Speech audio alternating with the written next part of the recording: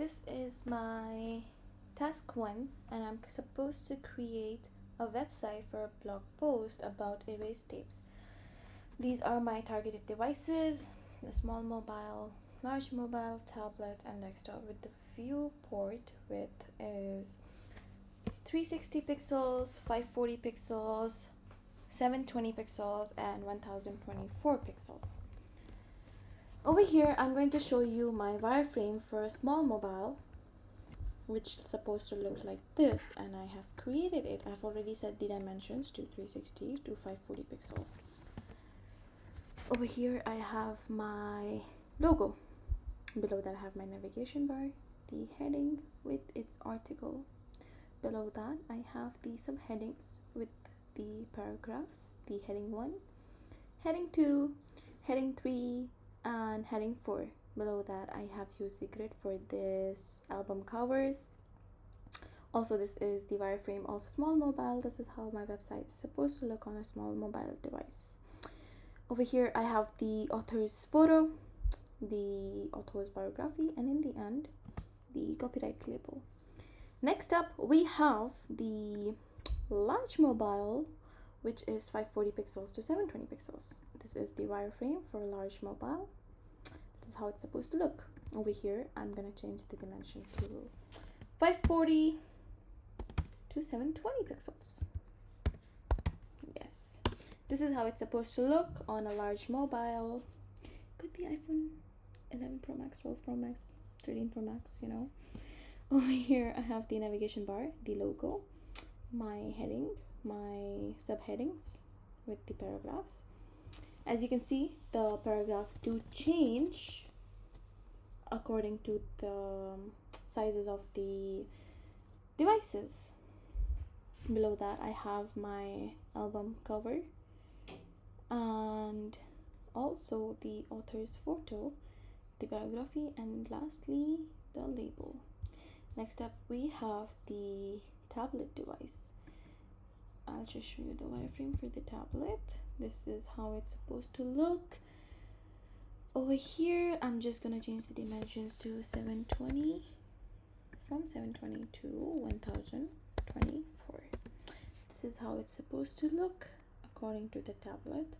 This is the wireframe for it. As you can see, the headings have changed again due to a larger device. Below that I have my album and also the author's photo, the biography, and also the label in the end.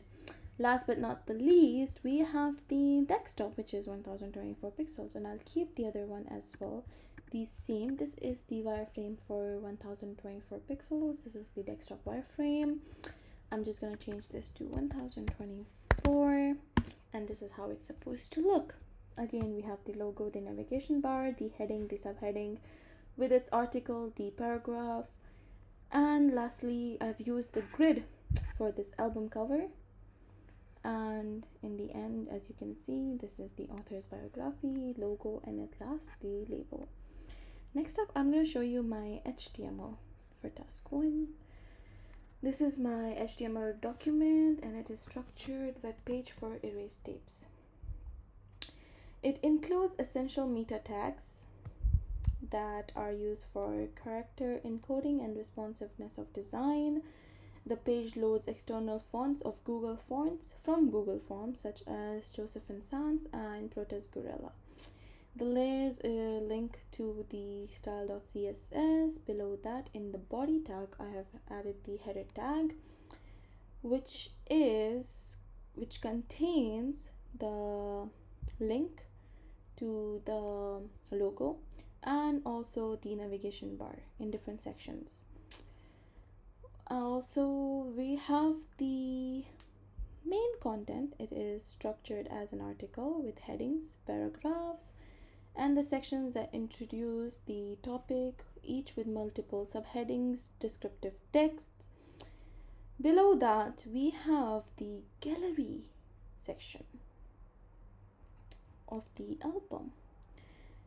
The gallery of the album cover image displayed in a grid, and a section below that is introduced as the author with the photo and brief bio. At the bottom, there is a footer with a copyright notice.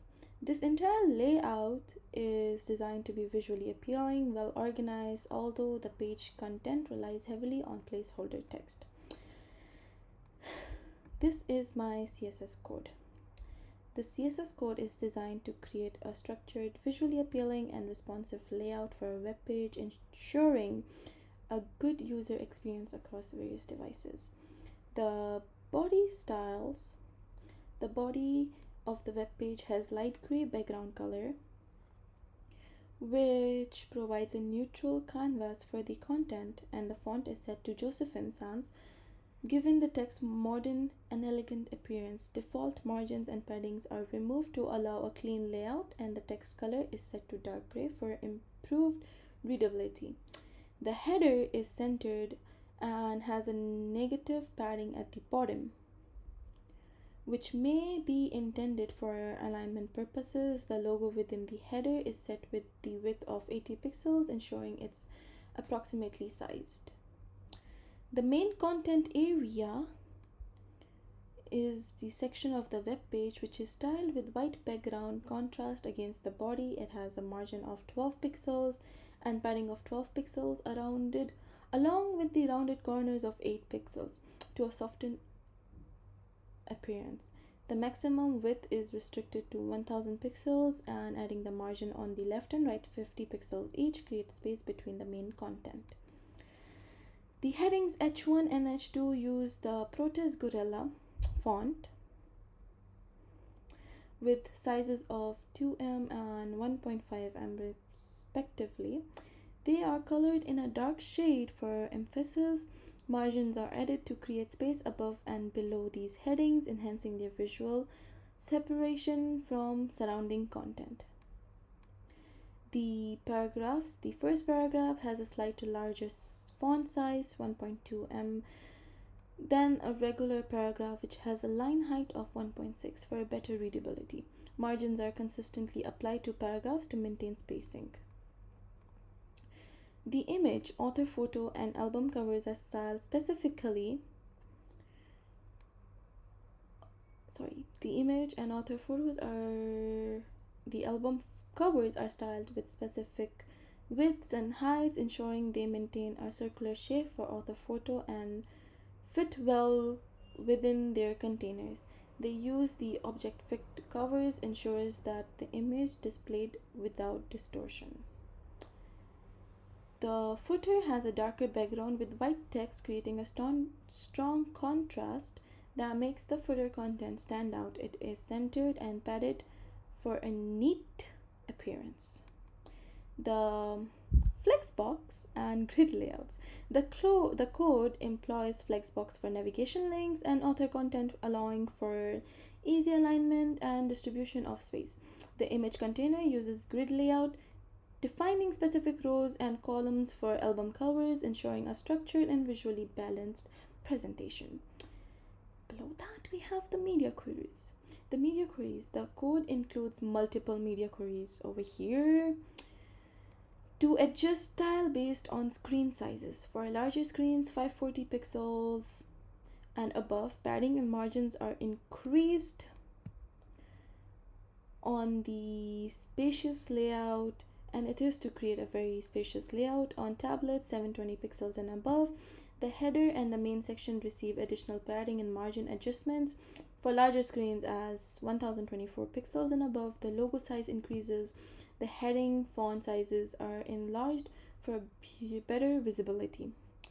Responsive designs for smaller screens below 760.